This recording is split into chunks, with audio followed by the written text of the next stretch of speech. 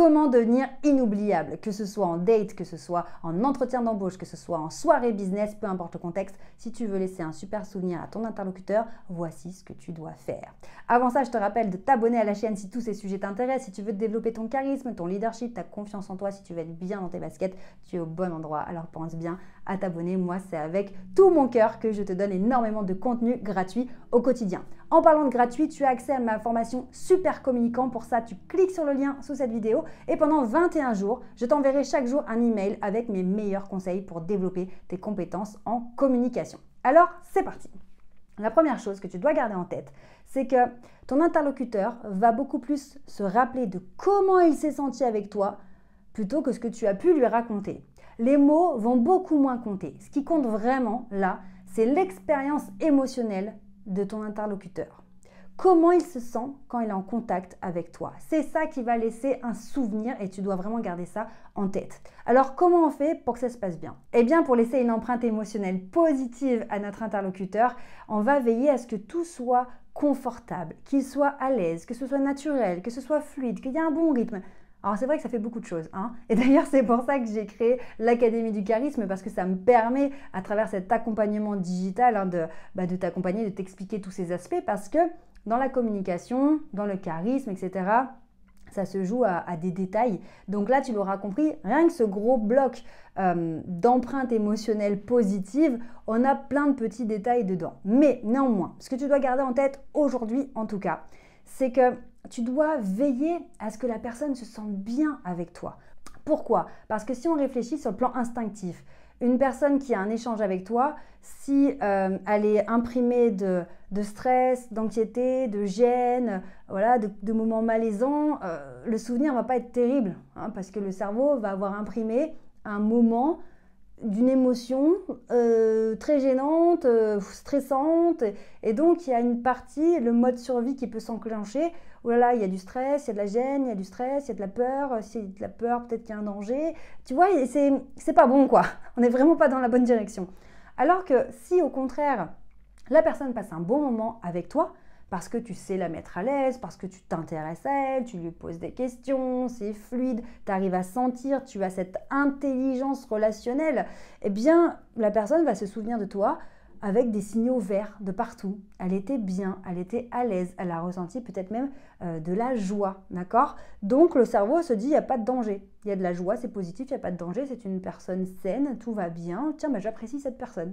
Voilà, j'ai envie de la revoir, en tout cas je me souviens d'elle dans une version positive parce que ça s'est bien passé, voilà, il n'y a pas eu de signaux, il n'y a pas eu d'alerte, ça s'est bien passé. Donc ça c'est la première chose, tu dois vraiment veiller à laisser une empreinte émotionnelle positive à ton interlocuteur. Au passage, si tu sens que tu as besoin de travailler tous ces petits points que j'ai évoqués, tu peux intégrer mon Académie du charisme au sein de laquelle je t'apprends la méthode que j'ai développée avec mes 10 ans d'expérience. Ça fait 10 ans que je réfléchis à cette idée du charisme et j'ai accompagné des centaines et des centaines de personnes en prise de parole en public, en confiance en elles, etc. Donc si tu as envie d'être accompagné, tu peux prendre un bilan personnalisé gratuit. On a mis ça en place vraiment pour pouvoir t'aider. Donc tu peux t'inscrire, tu cliques sur le lien sous cette vidéo et tu verras, tu as des créneaux qui sont ouverts et tu auras un rendez-vous téléphonique avec moi ou un membre de mon équipe durant lequel tu nous expliques voilà, ta situation, ta problématique, sur quoi tu as envie d'avancer et on verra ce qu'on peut faire pour t'aider. Maintenant, deuxième chose, maintenant que tu as compris cette histoire d'empreinte émotionnelle positive, il faut que tu gardes en tête que pour qu'on se souvienne de toi, puisque l'idée c'est d'être inoubliable, on doit pouvoir t'identifier. Tu dois être identifiable. Ça veut dire quoi? Ça veut dire que tu dois sortir du lot, d'accord? Alors ça ne veut pas dire que il faut être hyper original, hyper spectaculaire, t'habiller en fluorescent, tout ce que tu veux, non. Mais simplement t'affirmer dans ton style. Pose-toi la question de comment la personne pourrait te décrire. Si elle te décrit comme, je sais pas, c'est une personne banale, quoi, enfin, je sais pas, ressemble à tout le monde, c'est plus compliqué d'être inoubliable. En revanche, si on arrive à te décrire avec certains adjectifs très précis, là c'est plus simple, on a déjà plus de chances d'être inoubliable. Donc comment on fait pour avoir une description de soi-même plus précise? Eh bien c'est en faisant des choix, un choix clair dans ton style vestimentaire. Est-ce que tu es plutôt urbain? Est-ce que tu es plutôt vintage? Est-ce que tu es plutôt glamour? Est-ce que tu es plutôt rock chic? J'en sais rien, peu importe, mais en tout cas, décider de l'image que tu envoies, c'est déjà un premier pas pour être identifiable. C'est peut-être aussi le choix de ton parfum, c'est peut-être aussi ta personnalité, la version de toi que tu vas donner à ce moment-là. Est-ce que tu es une personne joviale, chaleureuse? Est-ce que tu es une personne très posée, très calme? Voilà, c'est vraiment te poser la question en quoi tu es identifiable. Et comme tu le vois, ça peut aller sur plein d'aspects différents, mais comment tu sors du lot? Là déjà, tu vas marquer des points. Et d'ailleurs, c'est pas si compliqué que ça, tu sais pourquoi? Parce que la majorité des gens manquent de confiance en eux, ils ont peur du regard des autres, donc ils ont très peur de s'affirmer. Donc il suffit que tu t'affirmes un tout petit peu pour sortir du lot. On ne te demande pas de faire des trucs bizarres, même simplement, je dirais, être totalement toi-même. Déjà, ça va sortir du lot parce que la plupart des gens portent un espèce de masque, ils ont peur d'être critiqués, ils ont peur d'être jugés, ils ont peur d'être rejetés, ils ont peur d'être eux-mêmes et ils ne s'autorisent pas à être eux-mêmes. Donc, on prenait l'exemple du style vestimentaire ou de tes traits de personnalité. Tu peux sortir du lot en étant déjà seulement toi-même. Et d'ailleurs, j'ai fait une autre vidéo qui s'intitule « Comment être soi-même » et ça te donnera des pistes si tu as besoin de travailler ça. Donc, tu vois, comme la majorité des gens n'ont pas confiance en eux et n'osent pas se différencier des autres parce qu'ils veulent vraiment rentrer dans la masse pour être sûr d'être acceptés, tu vas très très facilement te démarquer et être identifiable si tu décides de travailler là-dessus. Maintenant, troisième point. Pour être inoubliable, je vais te demander de créer un avenir commun avec la personne. Tu vas la projeter dans un futur avec toi. Tu vas l'obliger quelque part à créer des images mentales avec toi, à créer un scénario si vous continuez de vous voir, etc. Pourquoi je te dis ça?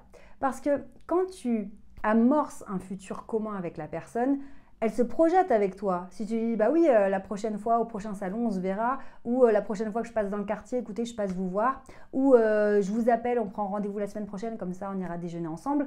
Même si c'est pas du tout obligatoire, même si ça se fait jamais, peu importe, quand tu racontes ce genre d'histoire, ça crée des images mentales dans la tête de la personne, donc elle s'imagine un futur probable avec toi. Donc tu vas marquer son esprit. Tu vas imprimer dans sa tête que vous allez vous revoir et que vous allez faire telle ou telle chose.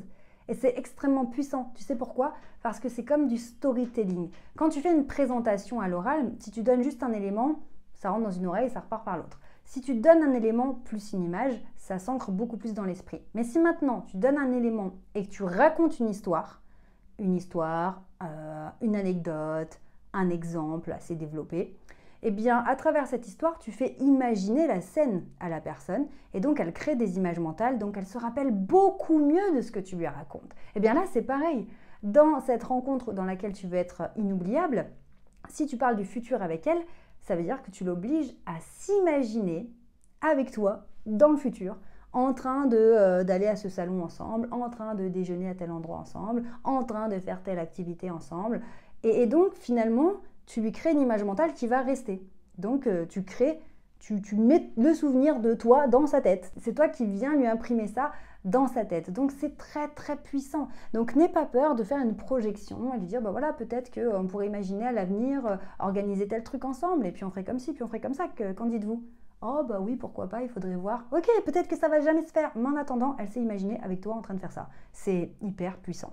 Donc, si on reprend, première chose, tu dois veiller au confort émotionnel de ton interlocuteur pour qu'il se sente bien, qu'il soit à l'aise, confortable et qu'il n'y ait que des souvenirs positifs à propos de toi parce que ça va être beaucoup plus attrayant et tu seras validé dans son esprit, elle va se souvenir de toi.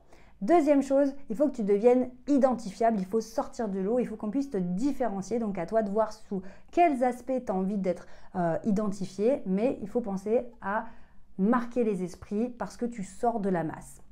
Troisième point qu'on vient de voir, c'est de créer une projection dans le futur avec la personne puisque tu l'obliges à avoir des images mentales avec toi dans le scénario et donc ça va beaucoup mieux imprimer le souvenir de ta personne. Donc tu vois, pour devenir inoubliable, c'est encore de la stratégie, tu vois, de communication. C'est vrai que communication, ça rime avec manipulation, on va pas se mentir, mais après, chacun avec sa conscience. Par contre, ce qui est important, c'est de ne pas laisser les opportunités parce que tu ne sais pas faire, tu ne sais pas communiquer, que tu n'es pas à l'aise en relationnel. Parce qu'on est ici pour apprendre tout ça. Donc abonne-toi à la chaîne si tu veux en savoir plus. On se retrouve très vite pour d'autres vidéos. Partage cette vidéo si tu penses qu'elle peut servir à un de tes proches. Et surtout, n'oublie jamais que tu mérites de réussir.